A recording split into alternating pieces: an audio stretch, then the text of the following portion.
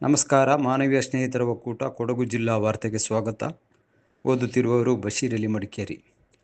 ಸುಮಾರು 6.5 ಕೋಟಿ ರು ವೆಚ್ಚದಲ್ಲಿ ಕುಶಾಲನಗರದ ಪುರಸಭೆಯ ನೂತನ ಕಚೇರಿ ಸಂಕೀರ್ಣ ಪೌರಾಡಳಿತ ಮತ್ತು ಹಜ್ ಸಚಿವರಾದ ರಹೀಂ ಖಾನ್ ರವರು ಲೋಕಾರ್ಪಣೆಗೊಳಿಸಿದರು.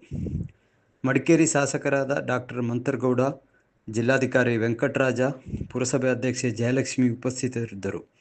ಕುಶಾಲನಗರದ ಅಭಿವೃದ್ಧಿಗೆ ಸದಾ ಕಂಕಣಬದ್ಧ ಎಂದು ಹೇಳಿದ ಶಾಸಕರು, ಪುರಸಭೆ ಆಡಳಿತ ಮತ್ತು ಸಿಬ್ಬಂದಿಗಳು ಸಾರ್ವಜನಿಕರ ಕೆಲಸ ಕಾರ್ಯಗಳನ್ನು ತ್ವರಿತಗತಿಯಲ್ಲಿ ಮಾಡಿಕೊಡಬೇಕು ಎಂದರು.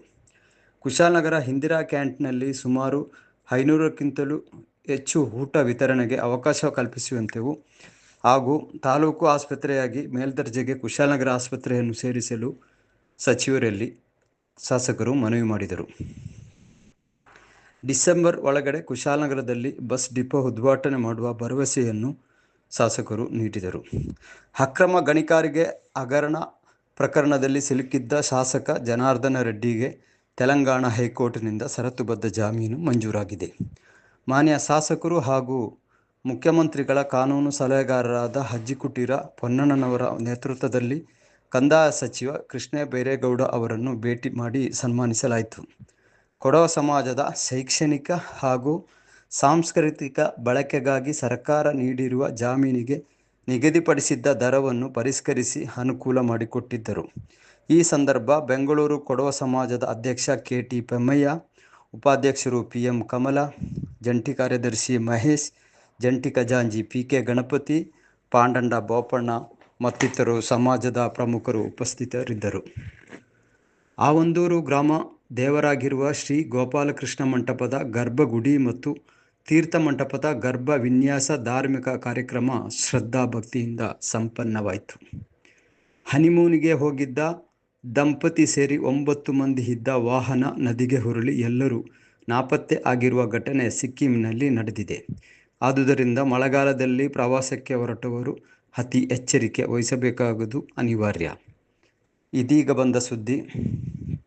ಭಾರತೀಯ ಗಗನಯಾತ್ರಿ ಶುಭಾಂಶು ಶುಕ್ಲಾ ಅವರನ್ನು ಅಂತಾರಾಷ್ಟ್ರೀಯ ಬಾಹ್ಯಾಕಾಶ ನಿಲ್ದಾಣಕ್ಕೆ ISS ಕಳುಹಿಸಲು ಇವತ್ತು ನಿಗದಿಪಡಿಸಿದ ಆಕ್ಸಿಯನ್ ಮಿಷನ್ನ ಬಹು ನಿರೀಕ್ಷಿತ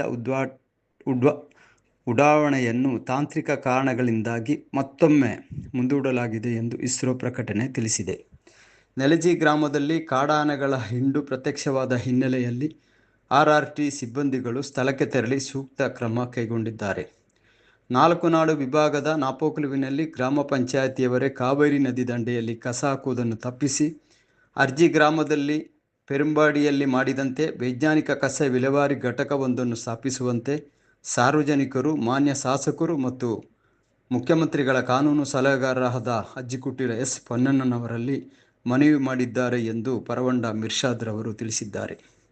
ರಾಜ್ಯ ಸರ್ಕಾರದ ಮಹತ್ವಾಕಾಂಕ್ಷೆಯ ಜಾತಿ ಜನಗಣತಿ ಎಂದೇ ಬಿಂಬಿತವಾಗಿರುವ ಸಾಮಾಜಿಕ ಮತ್ತು ಶೈಕ್ಷಣಿಕ ಸಮೀಕ್ಷೆ ವರದಿ ಅಂಗೀಕಾರ ಮತ್ತು ಶಿಫಾರಸು ಅನುಷ್ಠಾನ ಮಾಡಬೇಕೆಂಬ ಒತ್ತಾಸೆಗೆ ದಿಢೀರ್ ಬ್ರೇಕ್ ಹಾಕಿರುವ ಕಾಂಗ್ರೆಸ್ ಹೈಕಮಾಂಡ್ ಮುಂದಿನ 90 ದಿನದಲ್ಲಿ ಸಮೀಕ್ಷೆ ಮಾಡಿ ಮುಂದುವರಿಯುವಂತೆ ಸ್ಪಷ್ಟ ಸೂಚನೆ ನೀಡಿದೆ. ಇದೇ ತಿಂಗಳು 16ರಿಂದ 20ನೇ ತಾರೀಕಿನವರೆಗೆ ನಂದಿ ಬೆಟ್ಟಕ್ಕೆ ಪ್ರವೇಶ ನಿರ್ಬಂಧವನ್ನು ಜಿಲ್ಲಾಧಿಕಾರಿ TN ರವೀಂದ್ರ ಆದೇಶ ಹೊರಡಿಸಿದ್ದಾರೆ. ದೇಶದಲ್ಲಿ ಕೋವಿಡ್ ಸೋಂಕಿತರ ಸಂಖ್ಯೆ 7,000ಕ್ಕಿಂತಲೂ ಹೆಚ್ಚಿದ್ದು, ಪ್ರಧಾನಿ ಭೇಟಿಗೂ ಮುನ್ನ ಕೋವಿಡ್ ಪರೀಕ್ಷೆ ಕಡ್ಡಾಯ ಮಾಡಿ ಗೃಹ ಸಚಿವಾಲಯ ಆದೇಶಿಸಿದೆ. ಕಳೆದ 24 ಗಂಟೆಗಳ ಅವಧಿಯಲ್ಲಿ ರಾಜ್ಯದಲ್ಲಿ 2 ಕೋವಿಡ್ ಸಾವು ಸಂಭವಿಸಿದೆ. ಕರ್ನಾಟಕ ಹೈಕೋರ್ಟ್ ನ್ಯಾಯಮೂರ್ತಿಗಳಾಗಿ ಪೆರ್ಗು ಶ್ರೀ ಸುಧಾ ಪ್ರಮಾಣ ವಚನ ಸ್ವೀಕರಿಸಿದ್ದಾರೆ. ತಾರೀಖು 14 ಮತ್ತು 16ರಂದು ಅಂಚೆ ಇಲಾಖೆಯಲ್ಲಿ ಸೇವೆ ಲಭ್ಯವಿರುವುದಿಲ್ಲವೆಂದು ಅಂಚೆಯ ಅಧೀಕ್ಷಕರು ಪ್ರಕಟಣೆಯಲ್ಲಿ ತಿಳಿಸಿದ್ದಾರೆ. ಹವಾಮಾನ ವರದಿ. ಕೊಡಗು ಜಿಲ್ಲೆಯಲ್ಲಿ ಮುಂದಿನ ದಿನಗಳಲ್ಲಿ ಉತ್ತಮ ಮಳೆಯಾಗುವ ಸೂಚನೆ ಇದೆ. ಧನ್ಯವಾದಗಳು.